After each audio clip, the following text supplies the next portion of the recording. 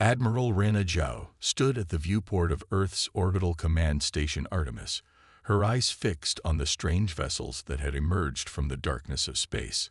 They hung like obsidian teardrops against the star-filled void, their surfaces rippling with an impossible metallic fluidity that defied human engineering. "Status report," she commanded, her voice steady despite the gravity of the situation. Lieutenant Marcus Rivera's fingers danced across his holographic interface. 7 vessels, Admiral. Largest is approximately 3 kilometers in length. They're maintaining position just beyond lunar orbit. Energy signatures unlike anything we've seen before. Humanity had prepared for this moment for decades. After discovering the ruins of an ancient alien outpost on Mars in 2047, Earth's nations had united in an unprecedented effort to advance their defensive capabilities. Now, in 2089, that preparation would be tested. "They're broadcasting," announced Communications Officer Priya Patel. "Multiple frequencies, standard radio waves. They're trying to make contact." Zhao nodded. "Put it through to the secure channel. Alert the Security Council." The alien transmission filled the command center, a melodious series of tones that the station's AI quickly processed into comprehensible speech. "Greetings, inhabitants of Sol 3. We are representatives of the Galactic Concordat. Your world has been identified as a developing civilization of interest. We come to offer guidance and integration into the greater cosmic community." Zhao exchanged glances with her senior staff. The words were peaceful, but decades of studying ancient alien records had taught humanity to be wary of such overtures. Too many civilizations had fallen to peaceful first contact. "This is Admiral Rena Zhao of Earth's United Defense Force. We acknowledge your presence and welcome peaceful dialogue. However, we request that you maintain your current position while diplomatic protocols are established." There was a pause before the alien response came. "Your caution is unexpected for a pre-FTL civilization. We detect no quantum drive signatures from your world, yet your orbital infrastructure suggests significant advancement." "We prefer to develop at our own pace," Zhao replied carefully. "Earth maintains a policy of controlled technological progression." The truth was far more complex. Hidden beneath the surface of Mars and Jupiter's moons, humanity had already successfully tested its first quantum drives. Orbital weapons platforms disguised as communication satellites housed antimatter warheads. The ruins on Mars hadn't just taught humanity about the dangers lurking in space, they had provided blueprints for defending against them. "The Concordat's protocols require assessment of developing worlds," the alien voice continued. "We must insist on a detailed survey of your technological capabilities." Zhao activated her neural link to Earth's defense grid. Across the solar system, automated systems quietly came online, hidden weapons platforms powering up behind their stealth fields. "We must respectfully decline. Earth's sovereignty is non-negotiable." The alien vessels shifted position slightly, their fluid metal hulls rippling with new patterns. "Admiral Zhao, you seem to misunderstand. This is not a request. The Concordat has encountered many young civilizations that required guidance to prevent them from becoming threats to galactic stability." "I understand perfectly," Zhao responded, her finger hovering over the combat alert trigger. "And I suggest you review your historical records more carefully. Humanity has never responded well to threats." The lead alien vessel's energy signature suddenly spiked. "Your defiance is unprecedented for your development level. The Concordat cannot allow." Zhao cut the transmission with a gesture. "Battle stations, initiate Protocol Prometheus." Across the solar system, humanity's carefully hidden strengths emerged. Quantum fields shimmered as weapon platforms decloaked. The surfaces of Mars and Luna rippled as massive hangar doors opened, revealing squadrons of advanced fighters. Antimatter reactors spun up to full power, and targeting systems locked onto the alien vessels. "Message from the Security Council. Admiral," Priya announced. "Authorization granted for defensive measures." Zhao straightened her uniform, eyes hard as steel. Send one final transmission to the Concordat vessels. Let them know that humanity has chosen to reveal itself on its own terms. If they wish peace, we will gladly talk as equals. If they wish conflict, she paused, allowing herself a small smile. Well, we've been preparing for that possibility for 40 years. The alien vessels hung motionless against the stars, their fluid metal surfaces now rippling with rapid, agitated patterns. Humanity had kept its greatest advancements hidden, preparing for this very moment. The Concordat had expected to find a primitive civilization ready for harvesting. Instead, they had stumbled upon a sleeping giant, one that had learned from the mistakes of countless fallen civilizations and was ready to fight for its place among the stars. The next move would be theirs, but either way, the galaxy was about to learn that humanity was no one's prey. Your species' deception changes nothing. The Concordat's Supreme Commander's hologram flickered in the center of the UN Security Council chamber, its crystalline form refracting light in unsettling patterns. You have hidden your true technological level, violating galactic protocols. This only proves the necessity of our intervention. Director General Kai Matsuda stood from his seat at the council table, his weathered face illuminated by the hologram's glow. Behind him, representatives from Earth's United Nations watched in tense silence. Commander Vexthor, hiding our capabilities was precisely what prevented premature interference from powers like yours. History teaches us that species who reveal all their strengths often lose their independence. The crystalline being's form pulsed with colors that the human eye could barely process. You speak of history, yet you know nothing of galactic politics. The Concordat maintains order. Without our guidance, emerging civilizations often become destabilizing forces. Matsuda allowed himself a thin smile. We've had 40 years to study the ruins on Mars, Commander.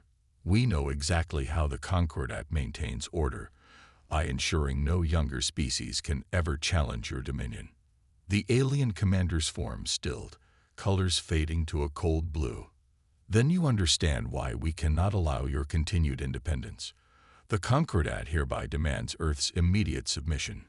Your technology will be assessed and controlled. Your military forces will be disbanded. Resistance will result in immediate pacification. Around the council chamber, faces hardened.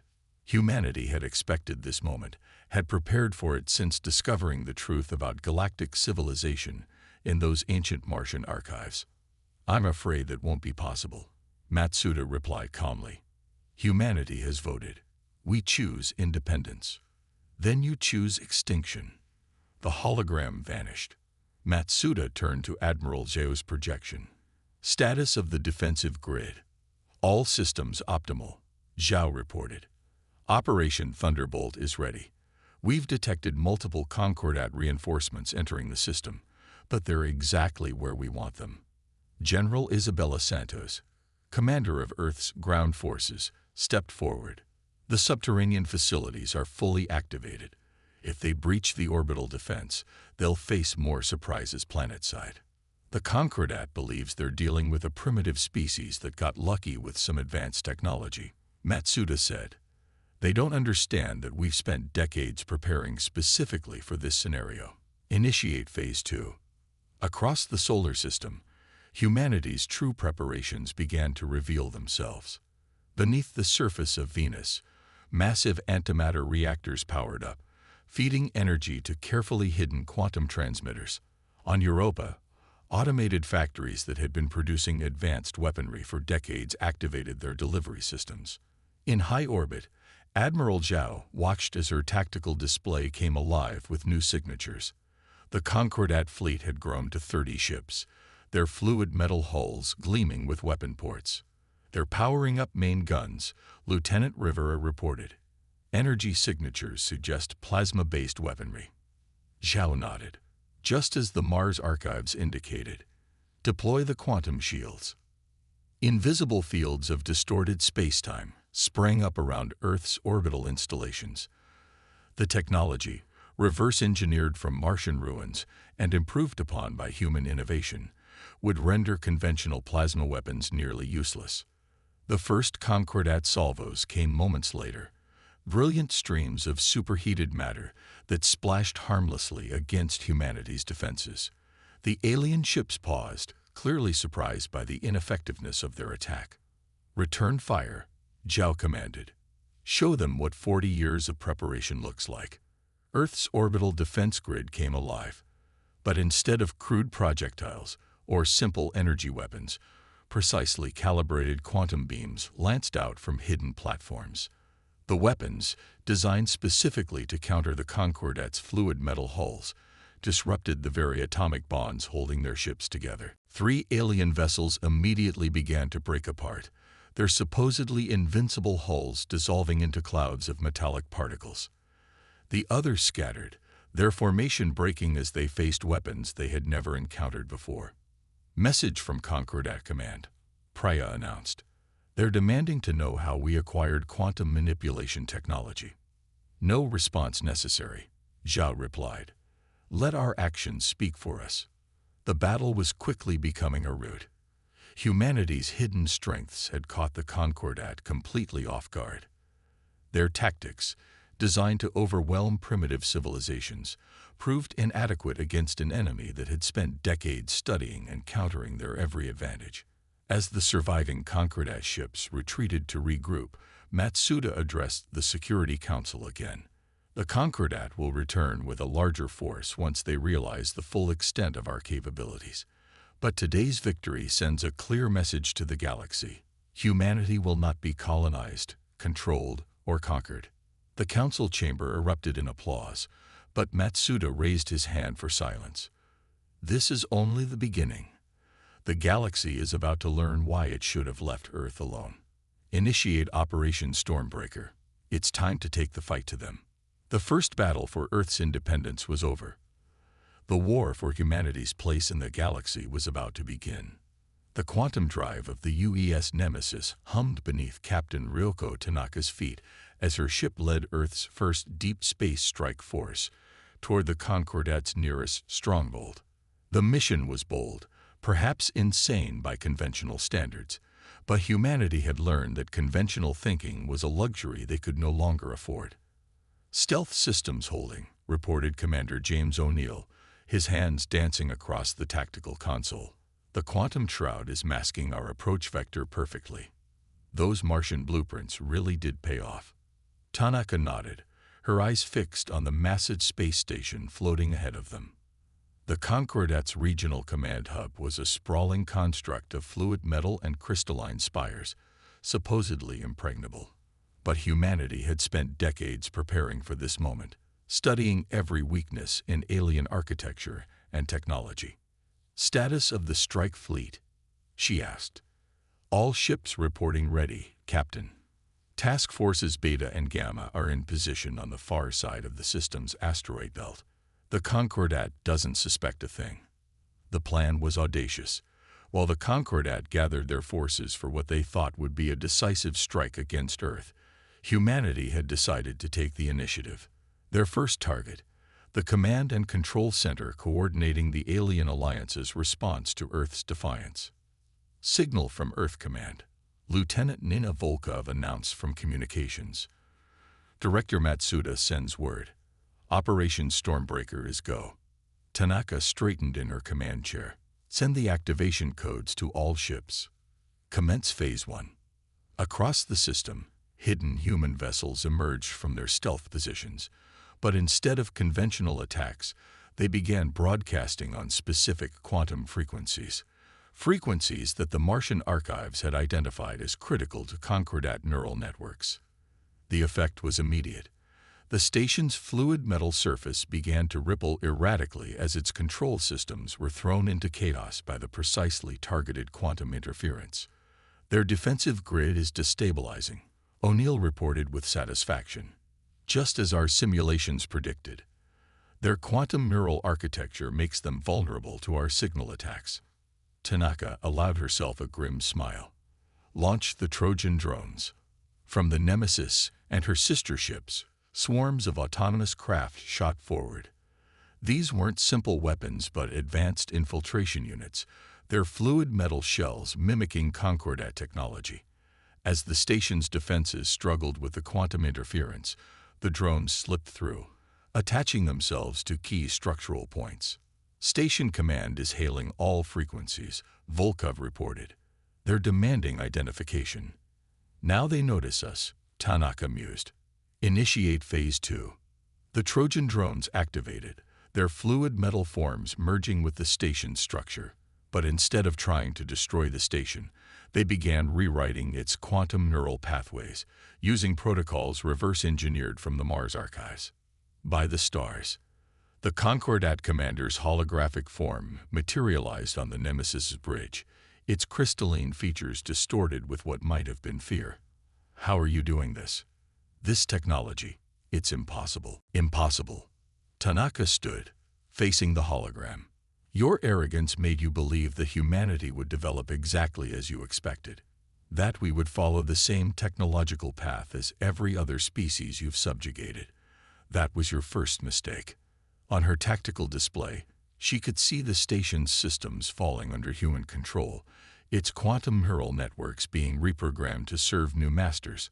The Concordat's supposedly superior technology was being turned against them by the very species they had dismissed as primitive.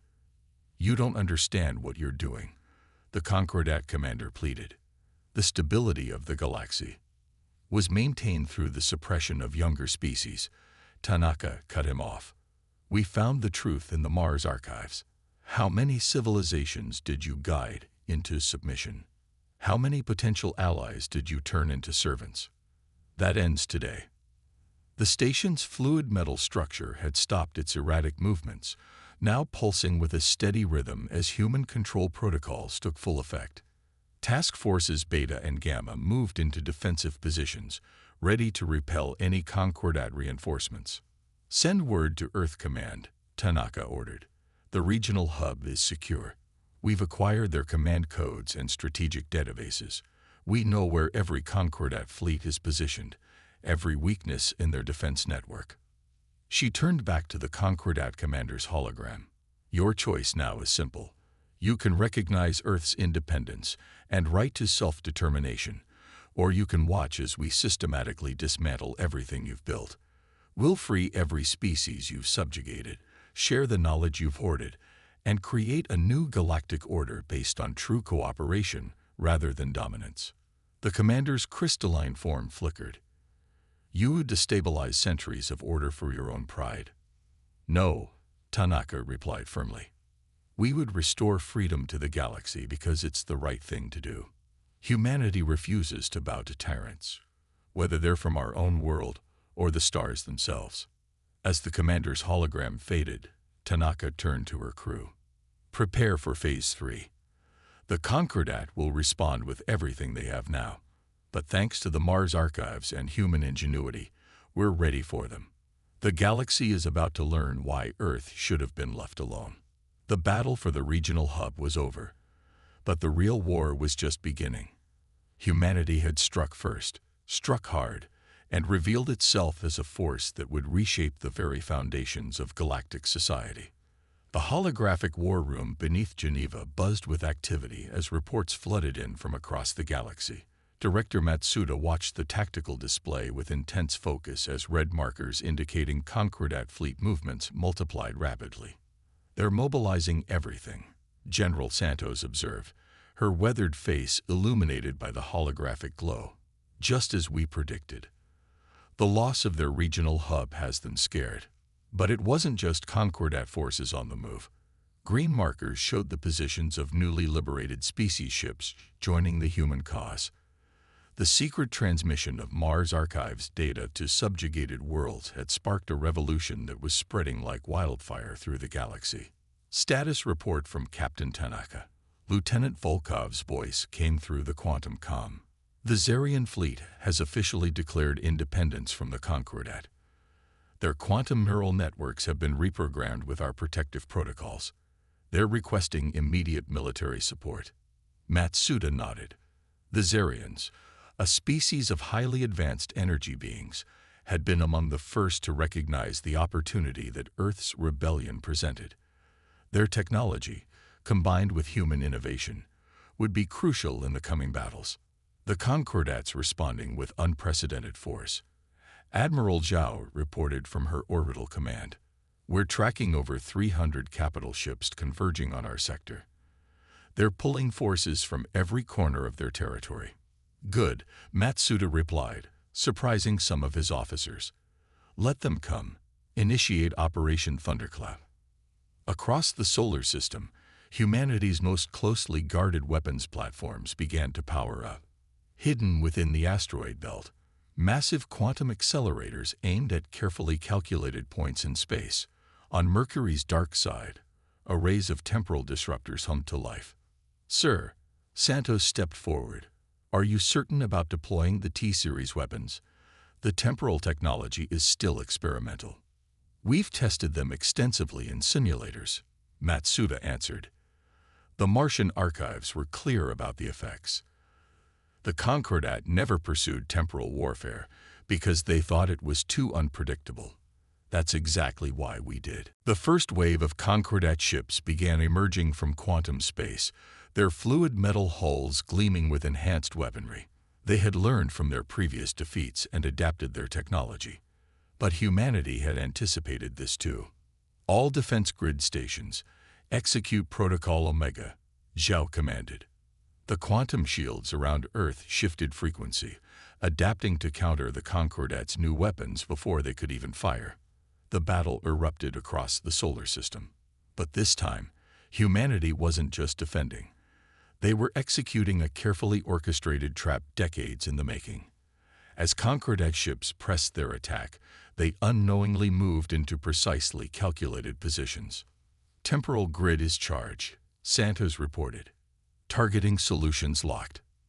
Matsuda took a deep breath. What they were about to do would change the nature of space warfare forever. Execute. The T-Series weapons fired. There was no visible beam, no explosive force. Instead, discrete points of space-time around the Concordat fleet began to distort. Ships caught in the effect found themselves operating at different temporal rates, weapons firing in slow motion, communications delayed by subjective hours, defensive systems reacting to attacks that had already happened. By the void, Zhao whispered, watching the chaos unfold. It actually worked. The Concordat fleet's perfect formation dissolved into confusion as temporal distortions ripped apart their tactical cohesion. Ships trying to avoid the effect found themselves caught in carefully planned crossfires from Earth's conventional forces and their new alien allies. Message from the Concordat High Command, Volkov announced. They're requesting a ceasefire. The war room fell silent. Even Matsuda seemed taken aback by how quickly the Concordat's supposedly invincible armada had been thrown into disarray. Tell them we'll accept their surrender on one condition, he finally said. The Concordat must be dissolved. Every species under their control must be given true independence. We'll help establish a new galactic council where all civilizations have equal voice, including the younger races they've suppressed. As the message was transmitted, Matsuda turned to his officers. Humanity never wanted to rule the galaxy. We just wanted to ensure that no species would ever again face the threat of subjugation. The Concordat believed that order could only come through control. We're about to show them a better way. The battle wasn't over, but its outcome was now certain. Humanity had not only survived the Concordat's best punch, they had shattered the very foundations of their power. The galaxy would never be the same, and perhaps that was exactly what it needed. The new Galactic Council chamber, built within a repurposed Concordat station orbiting a neutral star system, hummed with the voices of 100 different species. Director Matsuda stood at the central podium, surveying the gathered representatives with quiet satisfaction. 1 year had passed since the Concordat's surrender, and the galaxy was transforming in ways few had imagined possible. The human temporal weapons changed everything, Zareth, the Zarian delegate, was saying. His energy form pulsed with thoughtful patterns, not just warfare, but our understanding of physics itself. Who would have thought a young species would pioneer technology that the Concordat deemed impossible? Admiral Zhao, now serving as Earth's military attaché to the Council, stepped forward. That was always the Concordats' fundamental flaw. They believed advancement could only follow their prescribed path. They forgot that necessity and independence breed innovation. The Chamber's quantum neural networks, reprogrammed with human safety protocols, carried translations in real time to all delegates. Species that had once been forced to use Concordat-approved communication methods now spoke freely in their native tongues. Report from the Frontier Development Initiative, announced Dr. Rashid Kumar, Earth's chief of xenoscience. 3 more pre-FTL civilizations have been contacted under the new protocols. All have chosen to accept technological assistance while maintaining their independence. The era of forced submission is over. Matsuda nodded approvingly. The new protocols, based on Earth's own experience, ensured that emerging civilizations could develop at their own pace while being protected from exploitation. It was a dramatic shift from the Concordats' guide or subjugate approach. Former Concordat worlds were adapting to independence with surprising speed. Their quantum neural technology, freed from restrictive protocols, was evolving in new directions through collaboration with human scientists. The galaxy was experiencing an unprecedented renaissance of cultural and technological exchange. We've detected unusual quantum signatures from the galactic core, Captain Tanaka reported from her position near the chamber's tactical display. The ancient ruins there are responding to our new unified network. This drew everyone's attention. The Concordat had always claimed the core ruins were dormant relics, too dangerous to investigate. But humanity's penchant for exploration had already proved that false. The Mars archives suggested those ruins held secrets the Concordat feared, Matsuda said. Perhaps now, with all our species working together, we can finally uncover the truth about our galaxy's history. The chamber erupted in excited discussion. The prospect of unlocking the core ruins mysteries exemplified everything the new council stood for: cooperation, discovery, and shared advancement. To think, the Zarian delegate mused, a year ago, most of us believed humans were primitives barely worth noting. Now you've not only freed the galaxy but shown us a better way to exist in it. Matsuda raised his hand for attention. Humanity never sought to rule or dominate. We simply refused to be controlled. In doing so, we discovered that true strength comes not from suppressing others, but from working together as equals. He gestured to the tactical display, showing the galaxy's spiraling arms. Look at what we've achieved in just 1 year. Free trade between systems has doubled. Technological advancement has accelerated beyond prediction. Cultural exchange has fostered understanding where fear once ruled. And we've done it all without forcing a single world to submit to another's will. Admiral Zhao stepped forward. The Concordat believed that peace required control, that younger species needed to be guided and restricted. Earth proved that innovation and independence are not threats to stability. They're essential to it. And yet, Matsuda added, we must remain vigilant. There will always be those who believe in dominance over cooperation. That's why Earth maintains its defensive capabilities, not to threaten, but to ensure that no species ever again faces the choice between submission and extinction. The chamber fell silent as the implications of his words sank in. Earth had transformed from an isolated world to the guardian of galactic freedom, not through conquest, but by standing firm against oppression and offering a better alternative. The cosmos never knew terror until humans struck back, the Zarian delegate said thoughtfully. But perhaps what truly terrified the Concordat wasn't our weapons or our technology. Perhaps it was the idea that freedom and cooperation could create something stronger than control and subjugation ever could. As the council session continued, Matsuda looked out at the star-filled void beyond the station's quantum glass windows. Humanity had not only survived first contact, they had reshaped the very nature of galactic civilization. The cosmos had indeed learned to fear humanity's strength, but more importantly, it had learned to respect humanity's vision of a free and united galaxy. The stars no longer represented distant threats to be feared, but countless opportunities for discovery and cooperation. That, perhaps, was humanity's greatest victory of all.